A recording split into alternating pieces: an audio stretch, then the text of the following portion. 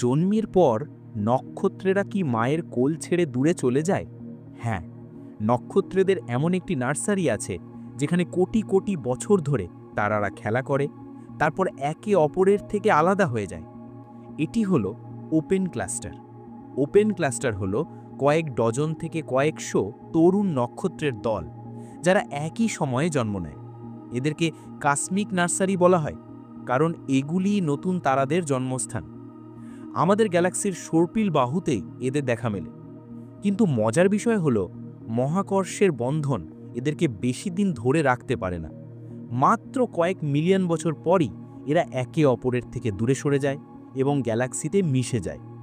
এরাই আমাদের গ্যালাক্সির ভবিষ্যৎ তারকা। সবচেয়ে বিখ্যাত ওপেন ক্লাস্টার হলো প্লেয়াডিস বা কৃত্তিকা নক্ষত্রপুঞ্জ।